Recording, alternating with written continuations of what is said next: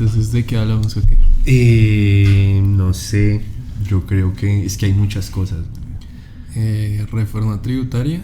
Ese Se aprobó. Sí. Pues la victoria de Lula. La victoria de Lula en Brasil también. Y es que han pasado muchas cosas ahí, sí, toca hablar de eso definitivamente. Paz total. Las protestas, parce. Transmilenio. Con Transmilenio. Y no sé si vio que Gustavo Bolívar como que ya pues anunció que se va del Senado. ¿Qué?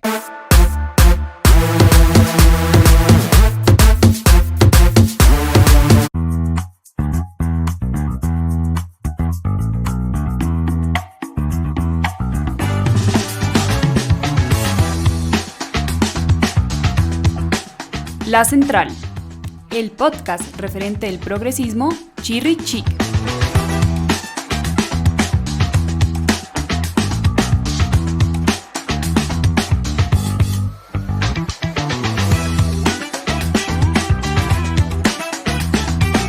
Bueno, empezamos este 11º episodio de La Central.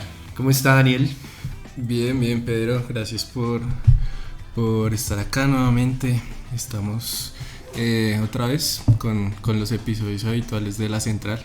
Feliz con el campeonato de Millonarios, contento. Sí, claro, ya se esperaba. Ajá. Hubo un bache así que uno pensaba que ya, pues que todo estaba acabado, pero bueno. Pero cumplimos las órdenes del profe y logramos salir adelante. Tratamos de dar todos nosotros. Golazo de Macalister Silva, todo hay que decirlo para ese sí, título. Golazazo. Bueno, como usted dice, un poquito de pedagogía, explicándole de pronto a la gente que llega por primera vez a vernos, escucharnos de qué se trata esto. Pues si quiere, presentémonos. Bueno, en listo. Lo personal, porque ya hemos como para hacerlo diferente. Bueno. Hola. ¿Cuál es tu color favorito? Mi color favorito es el rojo, pero sobre todo el albirrojo. Soy Piscis.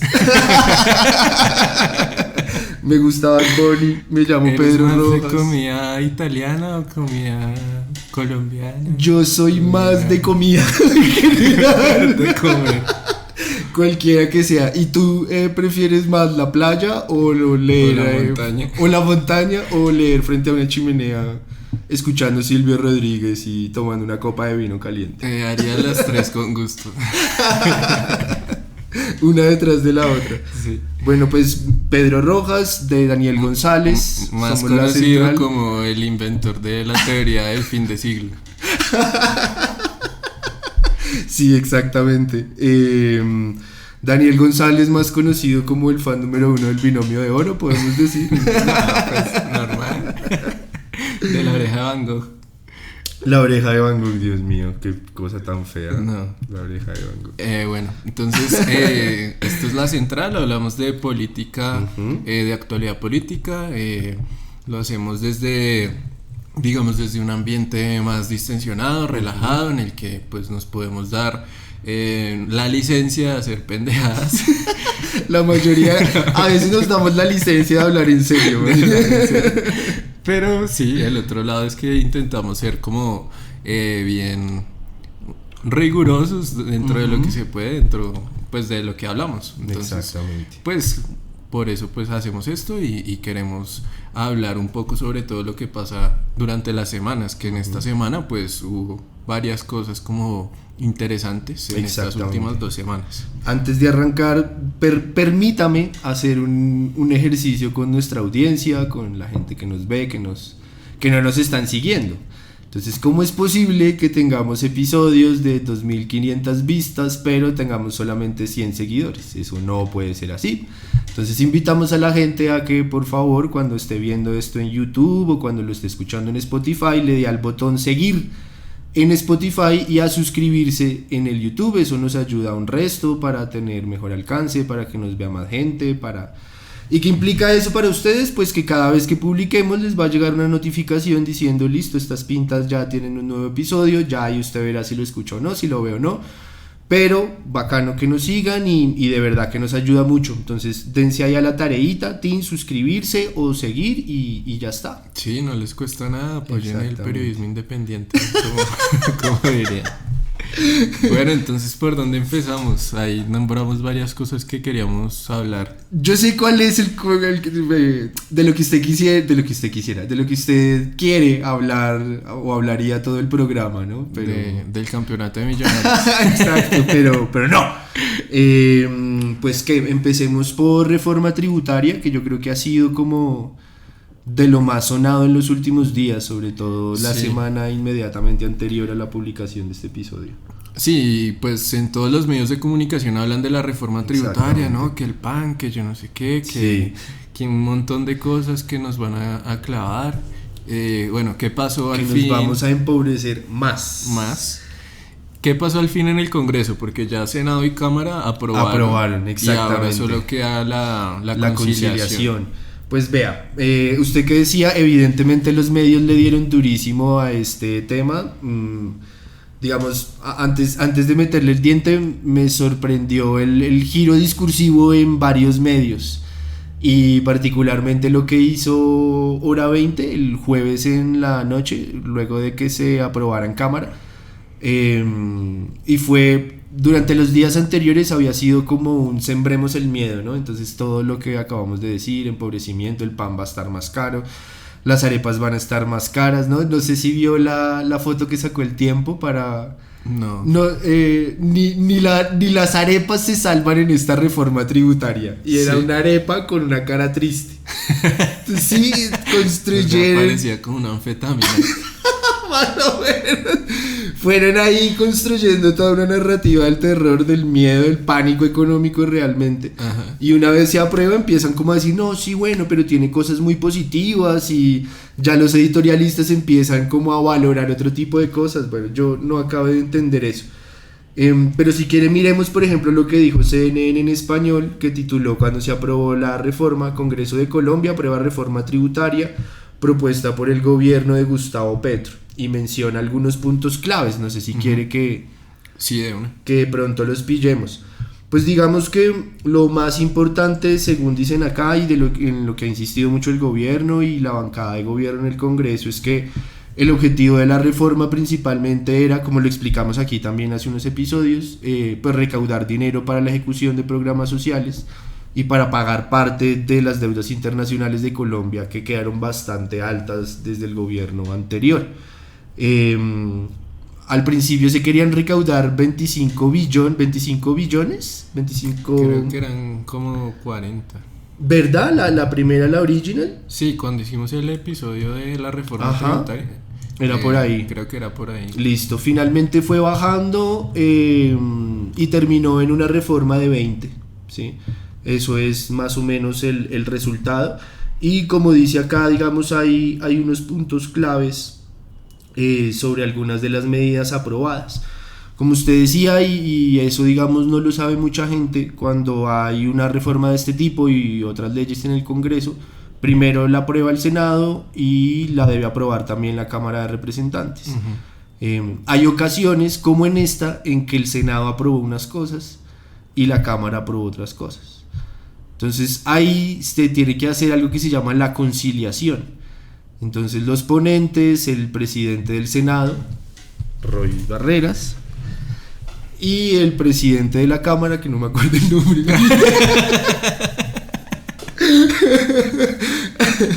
conforman unas comisiones que concilian lo que se acordó en un lado y se acordó en el otro, y votan, y eso es lo que se aprueba. Eso es lo que sigue, digamos, en estos días. Algunas de las medidas claves aprobadas, pues la reforma finalmente busca que tengan más que quienes tengan más ingresos paguen más impuestos. Entonces sobre eso quedó que quienes tengan patrimonios superiores a 3.000 millones de pesos, que creo que es su caso, pagarán un impuesto permanente del 0,5%, quienes tengan patrimonios superiores a 5.000 millones de pesos, Que es su caso. que es mi caso, del 1%, y de 1,5% a quienes cuenten con un patrimonio superior a 10.000 millones de pesos.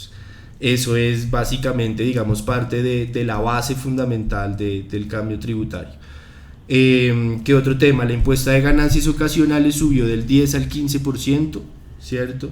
Se eliminó los famosos días sin IVA que habían hecho tan famoso al gobierno anterior. Ahora prisión para evasores, que eso digamos es una novedad aquí en Colombia donde había tanta impunidad con la evasión. Entonces a quienes sean reincidentes y obviamente con una evasión de cifras altas pues van a ir a la cárcel, citicos. ¿Qué más? ¿Usted cómo ha visto esa vuelta? Ahí había una vaina importante y era el de las pensiones, o sea que se había dicho sí. que ese es el yes but de esta noticia. Que se había dicho que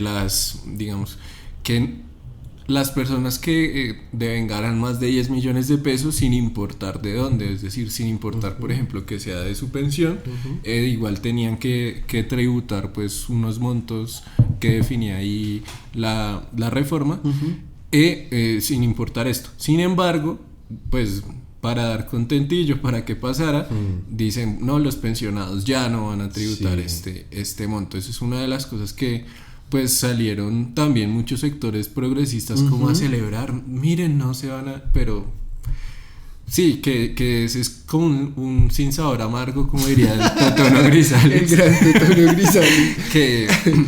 que las grandes pensiones pues igual quedan exentas de las reformas. Es una de las modificaciones ahí importantes. Y que, como usted lo dice, ha sido lo más criticado porque suponía como uno de las novedades más progresivas de la reforma tributaria, es decir, que sí ponía a pagar a quienes de verdad tienen el dinero para hacerlo y cuyo enfoque le daba un halo de justicia, realmente de justicia fiscal a la reforma. No, pues digamos, se ha hablado mucho sobre eso, ¿no? Sobre presiones de la procuradora, de César Gaviria, bueno, de mucha gente que era la que más iba a tener que pagar porque tienen pensiones altísimas. Y sí, esa digamos es definitivamente una gran cagada. Sin embargo, me parece que hay dos cosas positivas.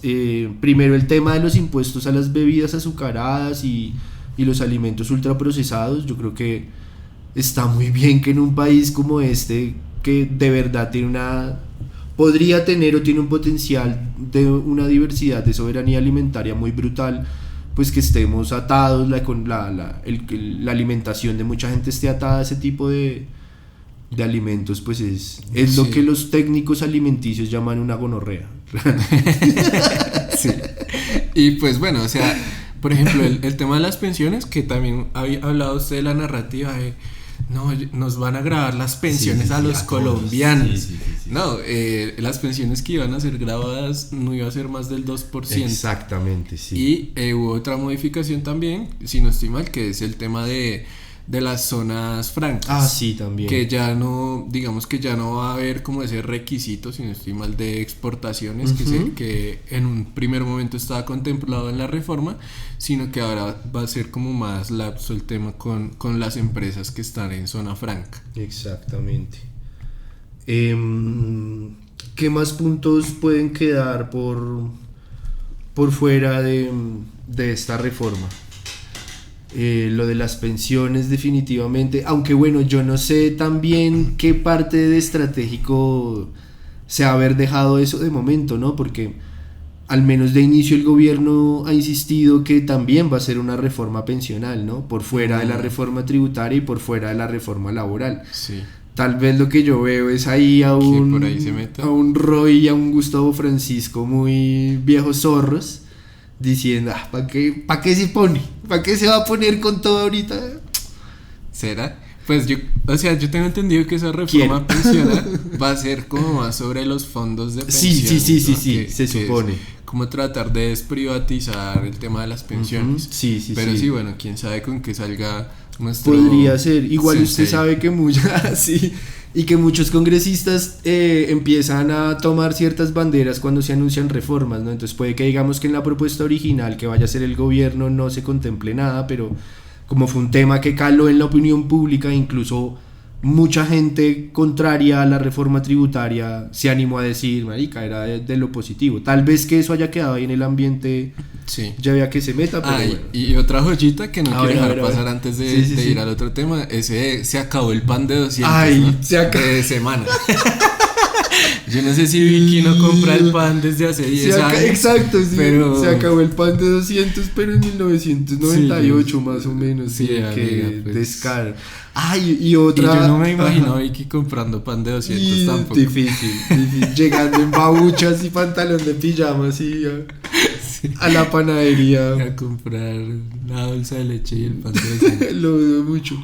La bolsa de leche entera. Yo creo que Vicky Dávila toma leche entera. Yo también. Totalmente. Y hablando de gente indeseable y de reforma tributaria, parece, o sea, patético, de verdad, patético lo de Miguel Uribe, ¿sí? O sea, Sí, también. todo bien, o sea, que todo bien que haya una oposición, es que es deseable que haya una oposición, pero yo no acabo de entender cómo esta gente que conforma en este momento la oposición en Colombia no han dicho como, venga marica, saquemos una persona seria, ¡una! Es que no dice uno, puta, vuélvanse todos técnicos, ¿no? Una persona seria que tome la vocería para que el resto del país no siga diciendo, esta gente no entiende nada. Toma la vocería de la reforma tributaria Miguel Uribe, a horas del debate admite que no ha leído el texto completo, pero se le ha pasado 3 semanas anteriores diciendo que todo mal, que pobreza, que inflación, que... Y ahora que viene lo de la conciliación, lo que hablábamos anteriormente, entonces sale a decir que es que se va a cambiar lo que ya se aprobó. De verdad es que este man... Sí. Que pasó lo mismo con Miguel Polo Polo, que con una cuestión de la protección a la industria textil, pues le dio con toda la reforma tributaria y resulta que eso no está contemplado en la reforma tributaria. ¿Qué payaso? Es que yo creo que la gente que, no sé, que se toma... Bueno, Miguel, sacando a Miguel Polo Polo, yo creo que el problema de todo este espectro como de la derecha, si se quiere llamar así, es que se toman demasiado en serio Uy, sí. sus vidas. O sea, como que se la creen mucho. Y creo que eso es lo que finalmente les juega mal. O sea, sí, o sea, ya no te lo tomes tan en serio. Por ejemplo, los 3 muchachos que les hicieron un montón Los del bullying. de Salvación Nacional, es Ajá. gente que se la cree mucho. No se la crean tanto. De acuerdo. Listo. Totalmente. Bueno. Entonces, Daniel, antes de cambiar de tema, una calificación a la reforma tributaria y por qué 7. No, o sea, la reforma tributaria, pues me parece que está bien. Ya teníamos un episodio, si quieren lo Sí, dejamos acá. dejémoslo ahí Creo para que que fue lo- el tercer episodio que sacamos. Sí, por ahí. Está muy bien. Creo que pues es el alcance. O sea, yo después puedo hablar otras cosas de otros flancos, pero pues sí, o sea, no es, digamos, pues no nos va a traer la panacea, no, por eso no le doy un 10, pero tampoco le daría un 5, porque no es como, pues no es limitado. O sea, yo le doy como un 7. Sí, como usted decía. Pero bueno, entonces eso por el lado de la reforma tributaria. Bien, listo.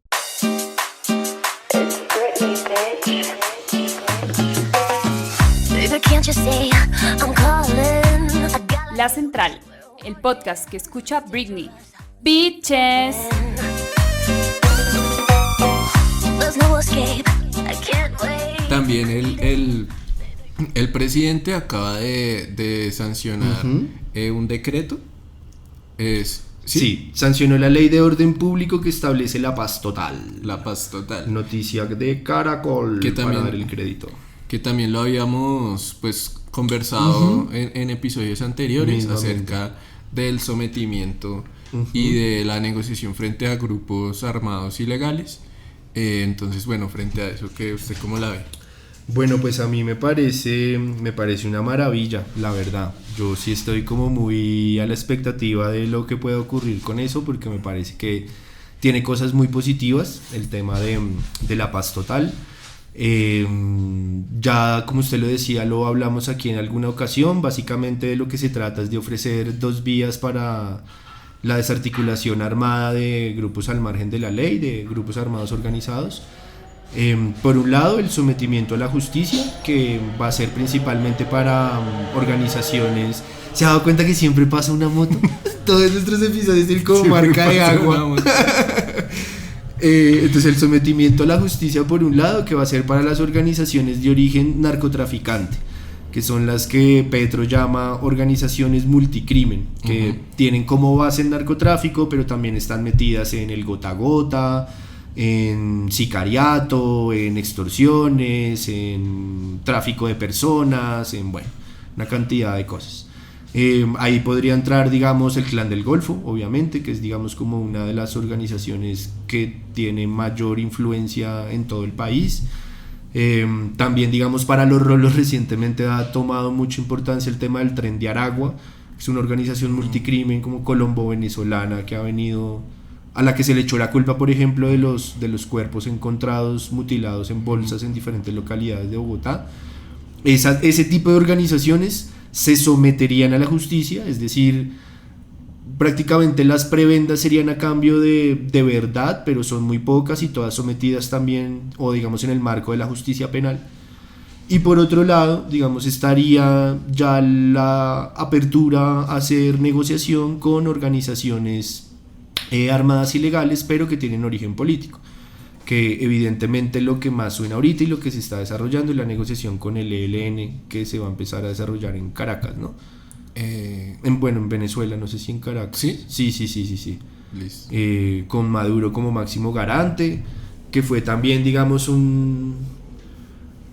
a mí me ha gustado mucho este gobierno. Pocas cosas, no mentiras. Pero algo de lo que me ha gustado es como fue puta chévere que se está haciendo política, incluso a nivel de diplomacia, ¿no? Entonces, evidentemente hay muchas críticas frente a los acercamientos con el gobierno de Venezuela, pero creo que diplomáticamente se están haciendo cosas que en este país nunca se hacían. Entonces, evidentemente hay como una negociación entre, listo, yo voy allá a Caracas, le doy cierta legitimidad, hablamos de que usted, Maduro y Venezuela van a entrar como de nuevo a la OEA, tal, y a cambio pues Venezuela se convierte en garante del ELN, lo cual me parece estratégicamente importante. Eso por ese lado. Y otra cosa que me parece muy chimba es lo del servicio social para la paz. ¿Sí? Que hubo un escándalo también con eso frente a, porque en un principio se había caído por 3 votos, si no estoy mal, en el Senado, que hubo gente pues impertinente que le echó la culpa al presidente Roy Barreras, que un tipo que está atravesando por un cáncer, que está en radioterapias, se le eche, y que ha sacado como las reformas más importantes de este país, se le eche la culpa por eso. Y pero finalmente pues salió la noticia como el otro día que sí, de que sí se salvó. Entonces, ¿cómo fue eso? Lo que creo tener claro es que en Senado se hundió por lo que usted comentaba, 3 votos. La crítica ahí no fue, o sea, no debería ser, como dice usted, no tanto a Roy, sino a la bancada como tal. O sea, el man como presidente del Senado hace su trabajo, ¿cierto? Y es poner a discutir las cosas y que la gente vote y dar garantías y tal. Y hubo un gran error de la bancada del pacto en el Senado, y fue que fallaron, no asistieron a la plenaria 3-4 fichas importantísimas para la votación, y bueno, por eso no pasó. Pero al otro día o 2 días después, en la Cámara de Representantes, que es mucho más progre, mucho más comprometida,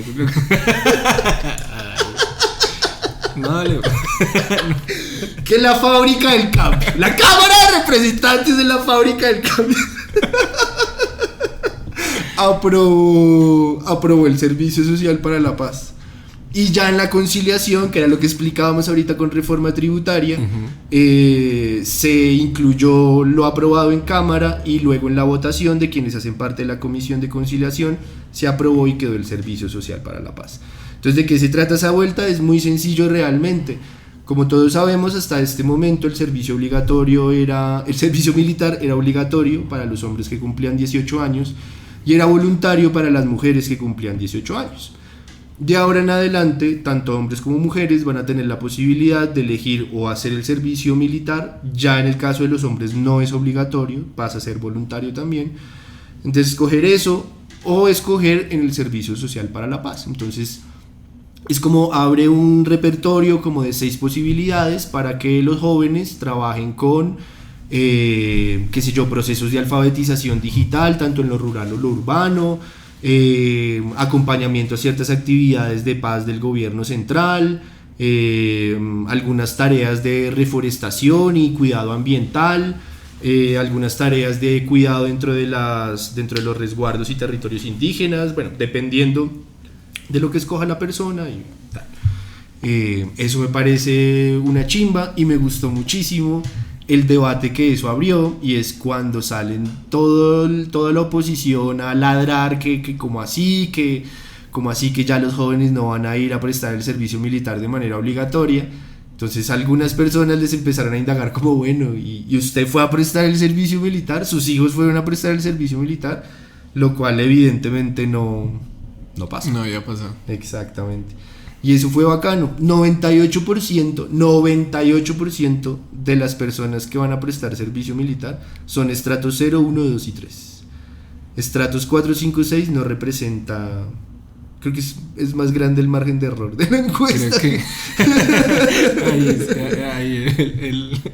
que ese 1% fue Esteban Santos que sí. que prestó el servicio militar. Eso. Listo, entonces bueno, eso por el lado como de los temas de conflicto, de paz. Uh-huh. Y también pues hubo un tema muy importante, sobre todo ahorita en Bogotá, que fue pues el tema de la violación a una joven en una estación de Transmilenio, que generó pues varias protestas y gente muy indignada porque se rompieron algunos vidrios de las estaciones. Y bueno, pues hubo, digamos que el mismo día que se realizaba esa protesta, creo que también hubo otro caso. Entonces pues bueno, eso fue otro tema así importante. Uh-huh. ¿Cómo la ve? Parce, muy indignado con la reacción de varias personas, como usted lo decía, frente a las protestas. Rápidamente, pues el caso es, como usted lo mencionaba, de una mujer bogotana de 17 años que se llama Hilary. En este momento se me olvida el apellido. Que fue abusada en la estación de Transmilenio de La Castellana. Por la 30. Por la 30, exacto. Y además del hecho, que por supuesto es ya una cosa macabra, ella saca un video en redes sociales a los 2 días de haber pasado eso, en el que cuenta que la estación de Transmilenio donde ocurrió la vaina no tenía ni un policía, ni una persona de seguridad privada, ni nada. Era tarde, pero no era tan tarde como para que el peligro acechara tan fuerte.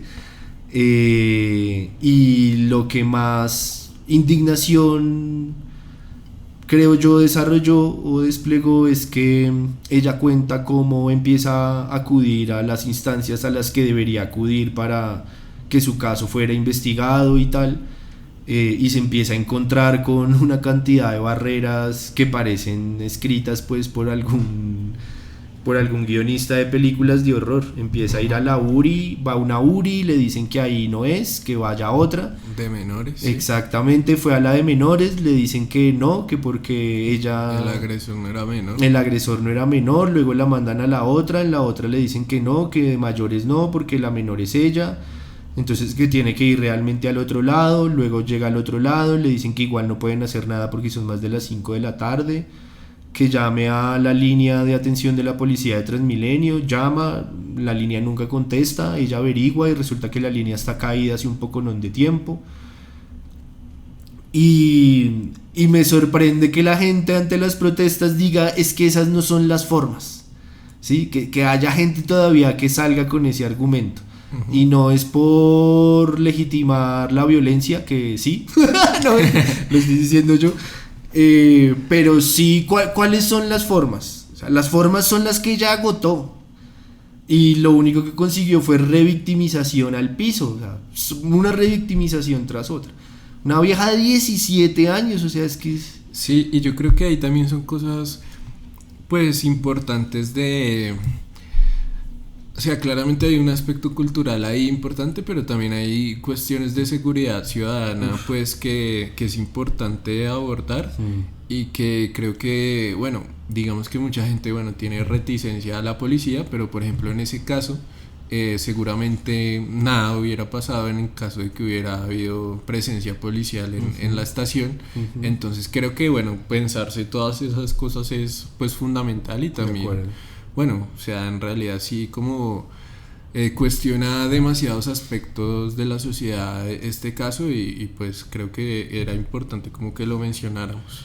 De acuerdo. Y yo creo que ciudades como Bogotá cada vez deben tener eso que usted decía, como modelos de seguridad integral, donde evidentemente la presencia de la policía es fundamental, reduce riesgos, eso, más allá de las antipatías que uno le puede despertar la policía en situaciones muy concretas, es evidente que reduce riesgos, como usted lo decía.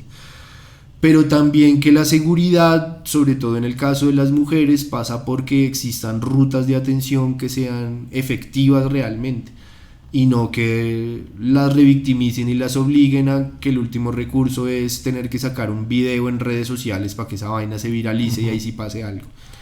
Sí, y también cuestiones como por ejemplo como la reflexión acerca de la ciudad, ¿no? Porque también Bogotá es una ciudad que todos los servicios, como por ejemplo, terminan muy pronto. Por ejemplo, es una ciudad que va hasta las 10 de la noche. Uy, sí. Entonces, eso es ridículo. Una ciudad de 10 millones de habitantes casi, pues que tiene que estar pues pensarse que la gente se sigue moviendo, sigue existiendo a esas horas de la noche, y no hay por qué pues prestar un servicio de seguridad o de transporte tan limitado. O sea, creo que son, bueno, o sea, es que se desprenden muchas cosas de ahí.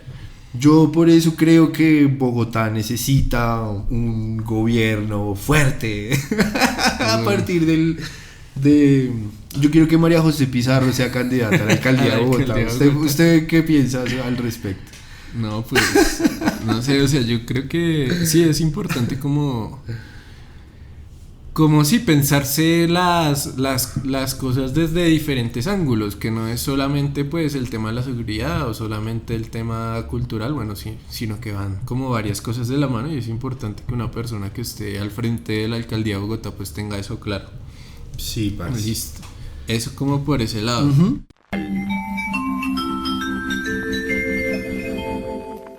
Y pues gracias como a esas reflexiones, pues hay un proyecto que ya está haciendo su curso en el Senado de la República, pues que justamente como busca atacar como todos esos flancos. O sea, que hace como una lectura bastante amplia como de la situación del país, y pues dice: el problema es la polarización. Ay, no, sea serio, ¿cómo así? ¿Quién hizo eso? Clara López, nuestra honorable senadora, acaba de sacar una ley que es la ley contra la polarización, en el que su artículo número 1 cita 2 puntos. Se decreta la despolarización de Colombia. Ay, no. No puede ser. Entonces ese proyecto está cursando en el Senado.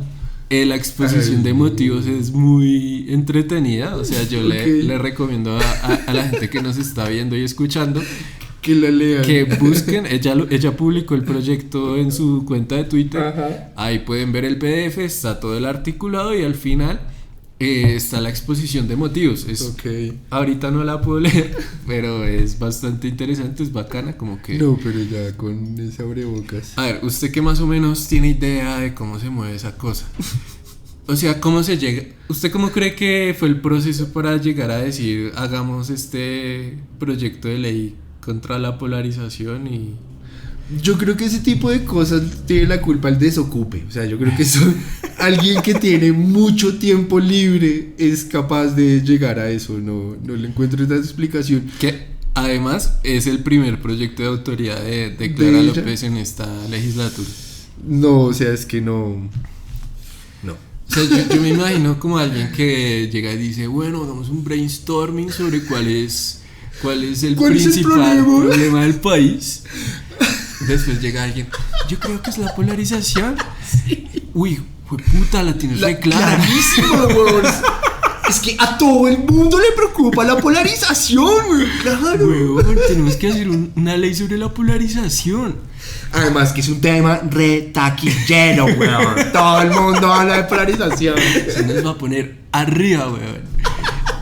Yo creo que más o menos fue así, hicieron un brainstorming, identificaron el problema de la polarización y la solución es hacer una ley que decrete que ya el país no va a estar polarizado. No. Bueno, a ver, para no hacer tanto chiste, o sea, el decreto, el proyecto de ley contempla varias cosas, contempla por ejemplo que se implemente como cátedras de paz. Okay. Contempla que dentro del Congreso se puedan abrir espacios de diálogo social en el que diferentes actores puedan hablar, que creo que eso ya se puede hacer. O sea, ella se está inventando la cátedra de paz que está como desde el 91 y las audiencias públicas que están desde el 91. Exactamente. Y pues que los partidos sean respetuosos y no inciten al odio. Esa es la ley que va a sacar la vida. Bueno, que la firma también César Pachón. Que le quitaron la curul. Bueno, está suspendido de momento, creo que es solo una suspensión. Sí, porque el man se presentó por maíz. Su curul es por maíz.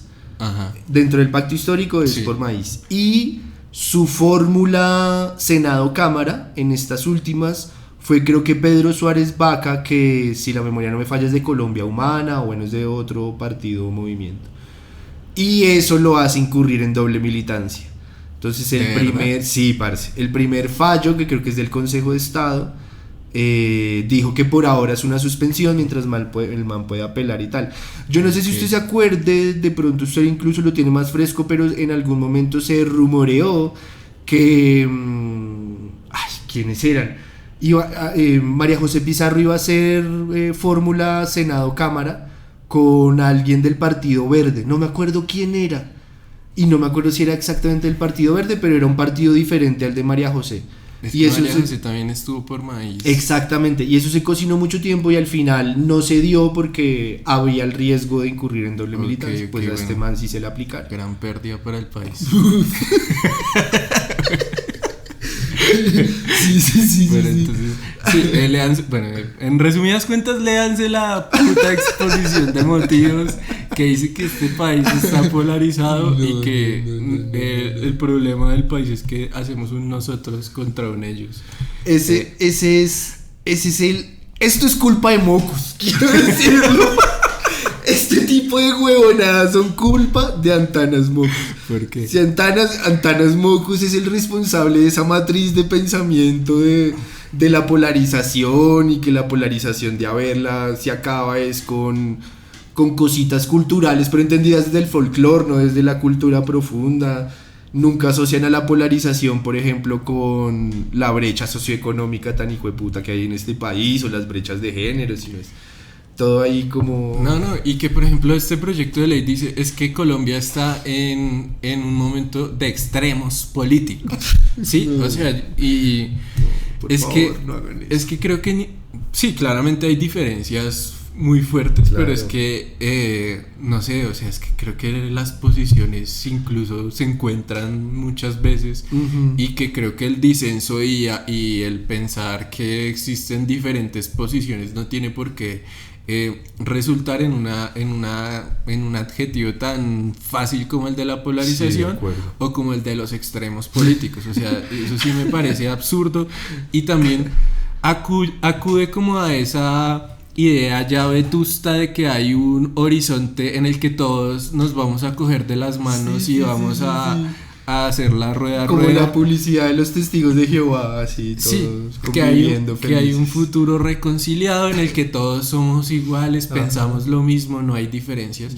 Y creo que algo que pues ya desde las ciencias sociales hace rato pasaron es que justamente ese estadio es digamos que es utópico y en cierto modo que todas nuestras identidades o las formas en que nos concebimos necesitan un cierre y necesitan de un otro para poder distinguirnos. Entonces hablar de que un nosotros y un ellos es algo que hay que superar, creo que es una estupidez y que pues bueno, que ese brainstorming como que lo hagan mejor la próxima. Es absolutamente indeseable, además una sociedad homogénea, o sea, de hecho uno piensa en una sociedad homogénea y más que ver a todo el mundo cogido de la mano cantando el himno de la alegría, yo me imagino, es como más fascistoide, sí, como, qué sé yo, el universo que construyeron para V de Vendetta, o sí, algo así, sí, todo el mundo pensando lo mismo, con la cabeza abajo, agachada, mirando los zapatos, ¿no? Como el show de Truman, como que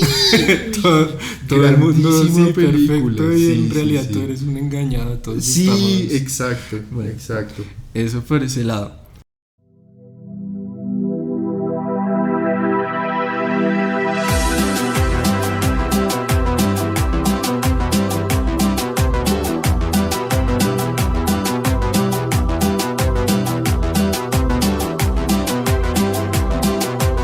La Central, el podcast donde hablamos cosas raras.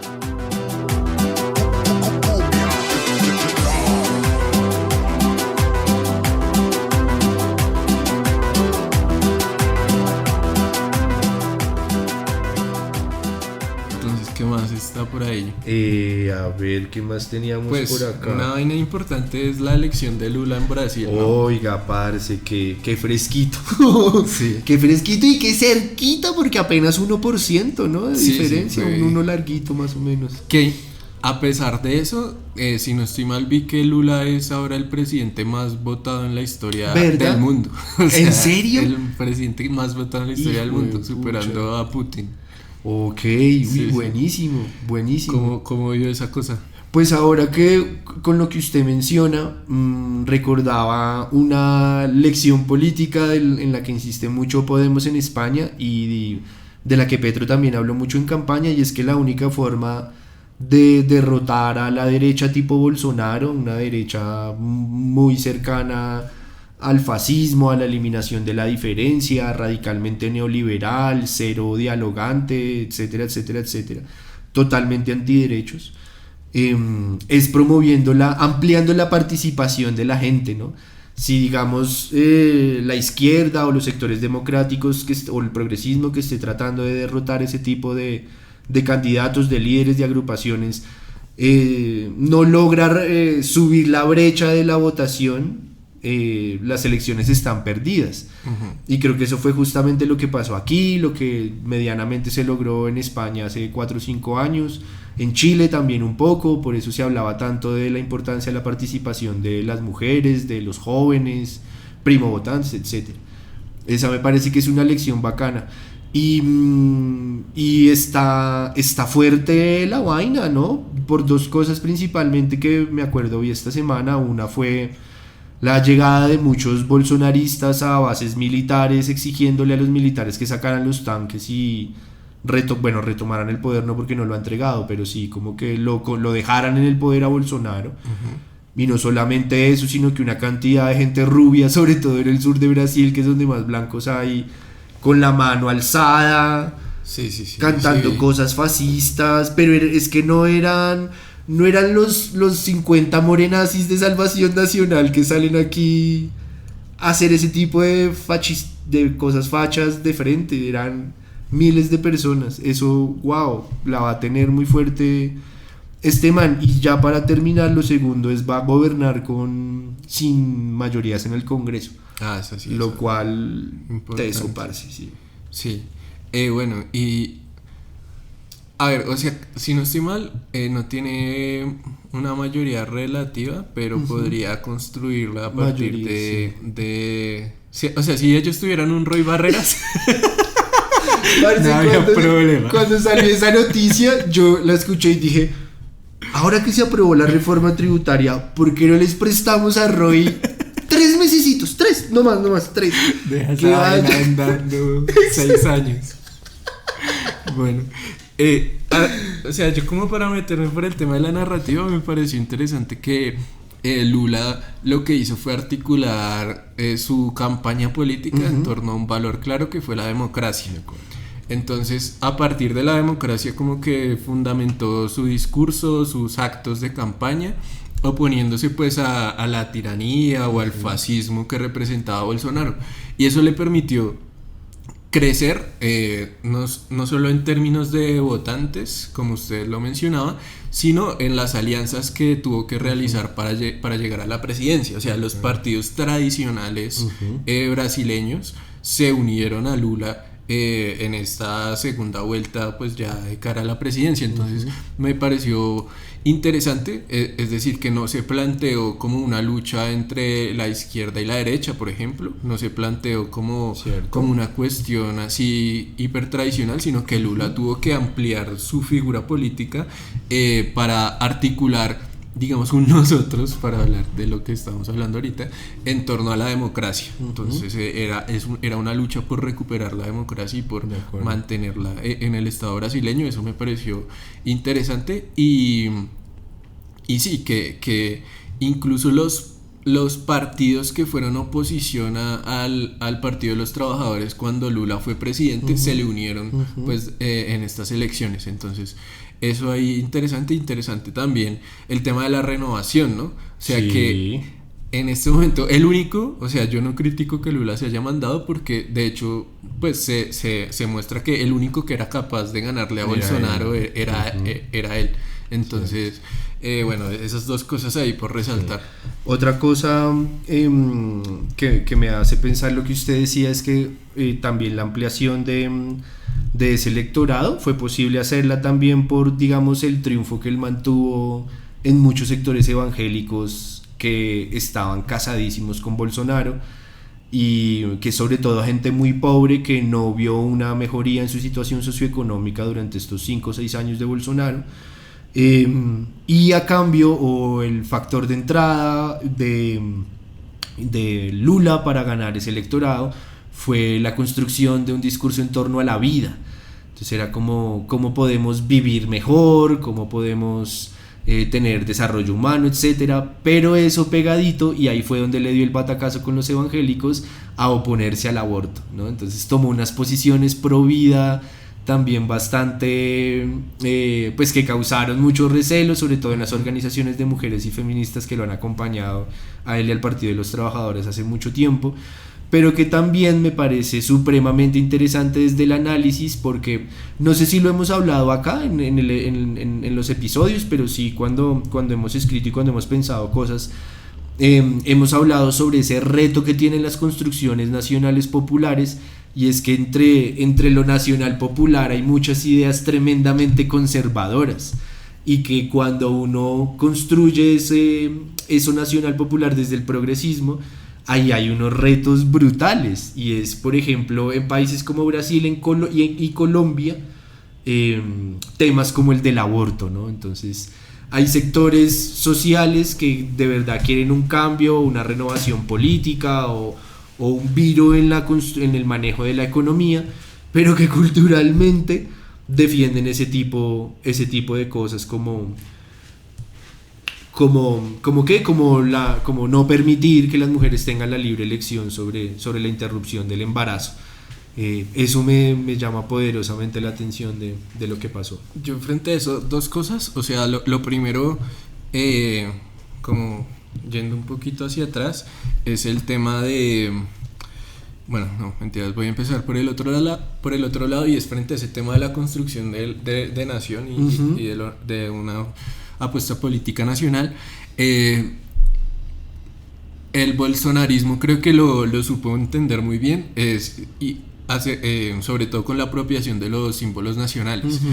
Usted a Bolsonaro siempre lo veía con la camiseta de Brasil, y las marchas bolsonaristas tenían una imprenta muy, muy fuerte de la bandera de Brasil. O sea, hubo una apropiación de la bandera y de los símbolos nacionales muy, muy importante desde el bolsonarismo, tanto así que en las movilizaciones y en los actos de Lula casi no se veía. Cierto. Se veía era el rojo.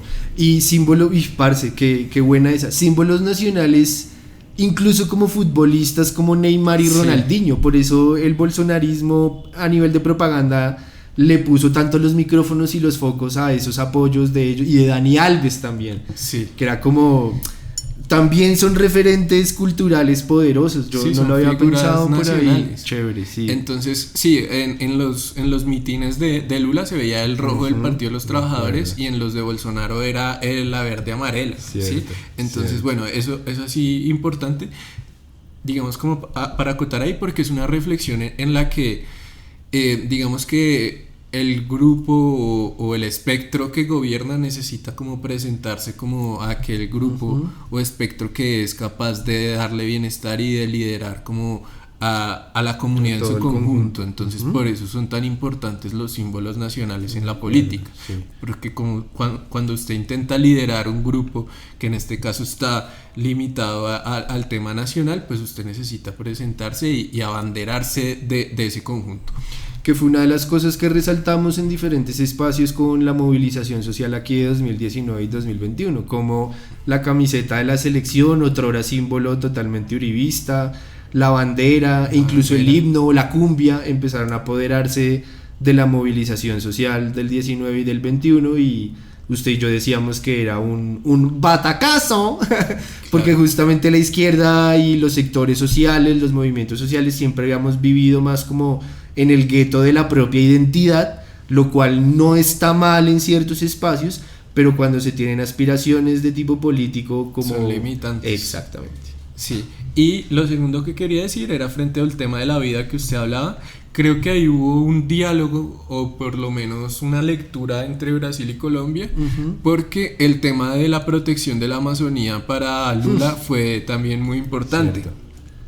Y creo que cuando lo entrevistaron apenas ganó o algo así, le preguntaron algo sobre Petro, dijo que él también estaba como muy interesado en esa protección de la Amazonía. Entonces creo que ese es un puente ahí que se abre, que me parece que Petro sí fue un líder que colocó el tema medioambiental como muy visible en el continente, y que creo que Lula también lo acogió y va a ser importante de cara como a las relaciones internacionales en un futuro cercano. De acuerdo, sabe que también va a ser muy interesante, que me llega la idea por lo que usted acaba de decir, es como recientemente se ha hecho mucho esa distinción entre el actual ciclo progresista de Sudamérica, bien, pues digamos, llevémoslo a América Latina para llegar hasta López Obrador en México. La diferencia entre, pues que este ciclo progresista se divide en dos partes, ¿no? Una anterior con los liderazgos de Chávez, Evo, Lula, etcétera, etcétera, etcétera, que son más cercanos a la izquierda tradicional, a niveles de discurso, de cómo se concebía la economía, de cómo se concebía el medio ambiente, las luchas de género, las organizaciones plurinacionales, etcétera. Y este otro, digamos, más moderno, más actual, más conectado con discusiones recientes, con el movimiento social, con una izquierda democrática que empieza a poner otros valores y otros temas en prioridad, como el del medio ambiente, etcétera. Creo que va a ser muy interesante ese tránsito de Lula, de ser una de las cabezas del ciclo progresista pasado, a cómo va a asumir en este. Y creo que ese que usted menciona, el de la Amazonía y en general del medio ambiente, va a ser el punto clave. Porque si una crítica se le hizo muy fuerte a Chávez, Lula y a Correa en aquel entonces, es que eran igual muy desarrollistas y poco pensaban en la diversidad cultural y en la diversidad del medio y en la protección del medio ambiente. Creo que ahora el man tiene un reto muy bacano y va a ser chévere ver cómo lo asume. Sí, interesante también cómo lo asume, teniendo en cuenta las alianzas con partidos que ha realizado. Y sí, como para ir cerrando eso, yo diría que es importante hacer ese paralelo también, en la medida en que cuando Lula es por primera vez presidente del Brasil también tuvo que hacer ese tipo de alianzas, y eso es algo que se le criticó mucho a Petro, por ejemplo, cuando estaba en campaña, de que no, que se está aliando con todo el mundo, está jugando los principios, No, o sea, Lula también fue un tipo que para llegar a la presidencia del Brasil en su momento se tuvo que aliar con la política tradicional, pero después de Lula vino Dilma, que ya tenía un músculo que traía desde Lula y que ya le permitió pues gobernar de una forma como un poco más libre respecto a esos espectros. Entonces, bueno, Lula vuelve otra vez a la presidencia de Brasil de la misma forma y va a ser interesante, como usted dice, cómo se encara ese tema ahí en el país vecino. De acuerdo, está interesante la política latinoamericana, ¿no? Sí, Chile sí. también sacando reforma tributaria.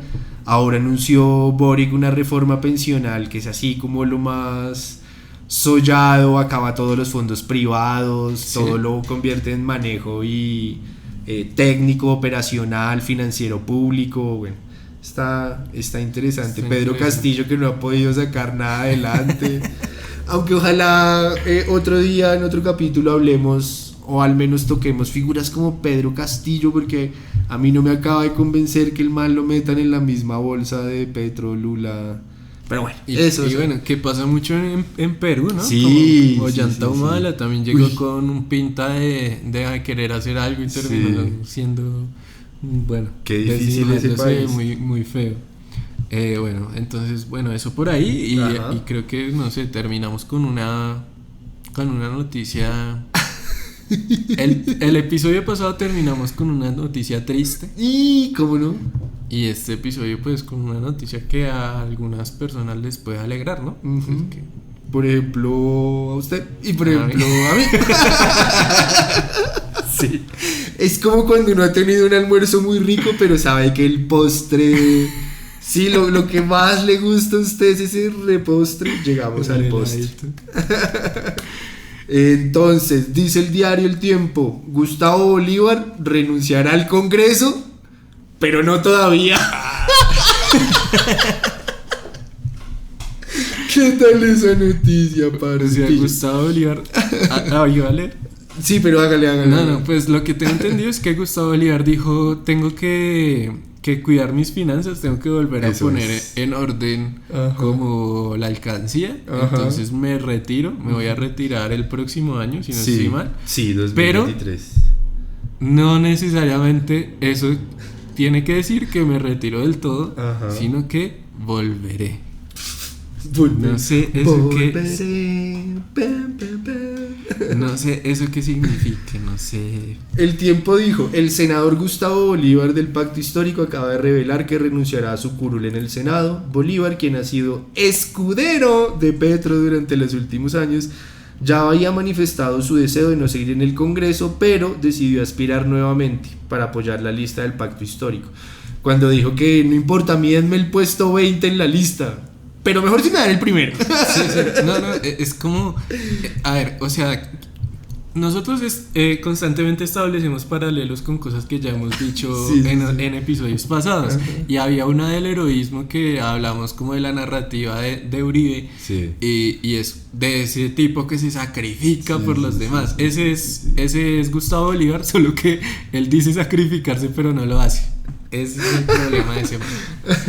Y remata, pero no será pronto. El senador le confirmó a El Tiempo que renunciará cuando termine el año legislativo y su presidencia de la Comisión Tercera. Es decir, lo hará después de julio de 2023. Explicó que necesita regresar a su actividad económica. Cada año se me hace un hueco fiscal más grande. Pero, ¿cómo es posible? O sea, es que para Pues, un clase mediera es muy difícil entender que alguien que tiene un sueldo de Gana 30 40 millones de pesos tiene, o sea, es obvio que hay gente incluso en el sector público que gana mucho más dinero, jueces, etcétera, que ganan 40, 50 millones. Consultores que ganan 60 millones, gente de la empresa privada que gana 100 millones. Claro, hay gente que gana más, pero si usted se gana 30 y punta millones de pesos al mes, ¿cómo hace para tener un hueco fiscal cada año más? Yo no entiendo. Perdóneme la pobreza, pero no me cabe en la cabeza. Sí, no lo había pensado por ese lado. O sea, usted ganándose 40 palos y es que me estoy empobreciendo. Además que este man ha sido muy exitoso con lo que ha hecho a nivel audiovisual. ese man debe ganar Pues regalías. creo que y por eso cosas. mismo, o sea, ese man está acostumbrado a que Ah, le entrara, bueno, pero y como claro. no volvió. Claro. Ojalá salga una nueva de pandillas. Uy. A mí esto es lo que me cuestiona de Gustavo Bolívar. Criticarlo ahora que se merece todas las críticas que lo hacemos. Pero tengo que valorarle, tengo que agradecerle que le dio a mi vida Algo que hacer por las tardes. durante muchos años y fui muy 6 feliz. años. Mi perro. Bueno, entonces esa es la noticia. Estamos Ajá. ahí expectantes cuando regresas a las canchas, Bolívar. Este no es tu lugar. Vamos, marica, vamos el día de su última plenaria tal, vamos al Senado Con gorro. con gorros de fiesta, malabares ahí de fondo, llevamos una comparsa, todo, le botamos confeti ahí. Bueno, esto creo que nos da una gran introducción para los invitados que tenemos a continuación. Volvemos a tener invitados en la central, qué maravilla. Espero que sean de tipo musical o qué. Sí, son Maravilloso. musicales. Les vamos a dejar acá el escenario y bueno, ya los veremos.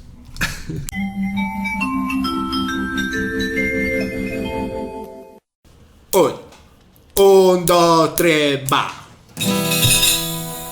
Solo me alienta el deseo divino de tu salida, más me destruye la incertidumbre que estoy pasando. Es que recuerdo que tus promesas, señor Bolívar, son como casas de Providencia, 600 palos. Son como casas de Providencia, 600 palos. Ve y saca otra temporada sobre pandillas. Y Mateito, oye mi perro, para ese coche. Y llévate a Gustavo a dar las 12. Y que se quede solo en Miami toda la vida. Ven y saca otra temporada sobre pandillas. Y Mateito, oye mi perro, para ese coche. Y llévate a Gustavo a dar las 12. Y que se quede solo en Miami toda la vida. Y que se quede solo en Miami toda la vida. Soñando contigo, queriendo que te vayas, Gustavito. Soñando contigo, queriendo que te vayas, Gustavito. A veces yo me voy a un rincón y me quedo en el vacío, sufriendo por ti, amor mío. Que te vayas, mi corazón. Soñando contigo, queriendo que te vayas, Gustavito. Y verás lo lindo que es el amor cuando se quiere de verdad. No existe duda, no existe rencor. Toma un avión, te lo pago yo. Gracias, Tino. A ti, Colorado, Grande. sos grande, sos grandísimo. No, sos grande, sos No, grande. o sea, tú eres No, más sos grande, grande, vos. tú eres más Sos grande. grande, vos. Los dos somos muy Los dos somos grandes. grandes. Cuarteto de dos. Pío, hijo de puta.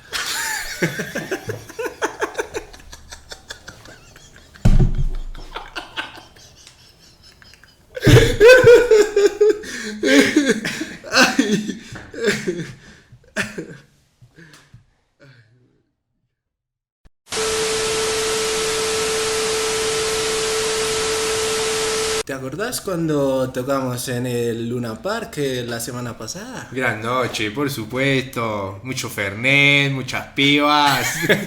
¿Viste? Y bueno, es sensacional. Como todos los conciertos, como todos los recitales del Cuarteto de Dos. Sí, porque yo soy más de recital, ¿viste? Porque ya, bueno, ya llenamos estadios, ya consagrado, el recital es más íntimo, ¿sabes? ¿Viste? Entonces, bueno, yo salía, bueno, vos te fuiste, qué sé yo, ¿dónde? Bueno. Hacer mis cosas. A hacer tus cosas. Yo me fui a coger la bondi y cuando llega un pibe, ¿Y qué te dice el pibe cuando llega? Llega el pibe y me dice, Colorado. Te reconoció así de una. Claro. Sos el Colorado. Colorado, me encantó la canción, me encantó el recital. Y yo, qué bien, loco. Y me dice, Colorado, pero a vos, ¿por qué te dicen Colorado?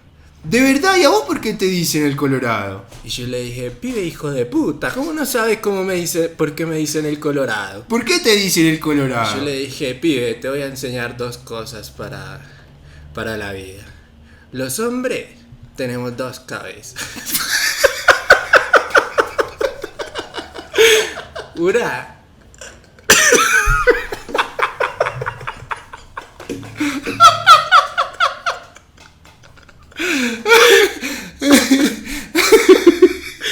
Esperate.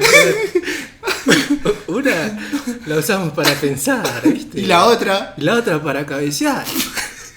Y yo cuando jugaba me parecía al Colorado Scones. ¿Te acordás del Colorado Scones? Pero por supuesto, ahí en la cancha de la villa jugamos toda la vida. Y claro, yo era un 8, lo que llaman ahora un interior, bueno, lo que sea. Y yo iba para adelante, iba para atrás, metía pase, cambio de frente y me decía, bueno, vos jugás como el Colorado. Y por eso me dicen el Colorado.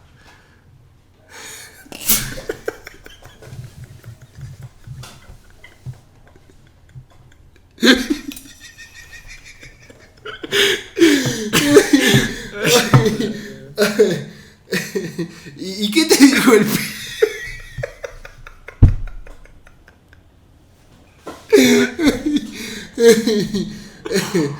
Bueno, ¿y te parece si cantamos la canción aquella que le gustó tanto al pibe de aquella noche?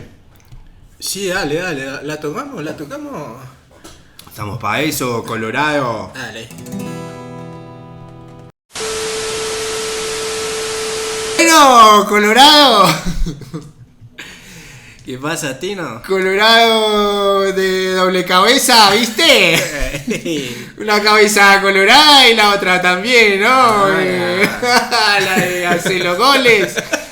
Con una cabeza hace goles y con la otra juega fútbol, ¿no? ¿Y de qué hablas, Tino Blanco, hijo de puta? Algún día contaré la historia de por qué me llaman el Tino Blanco, aunque se puedan imaginar por qué. Cantemos la canción que le gustó a aquel pibe esa noche loca.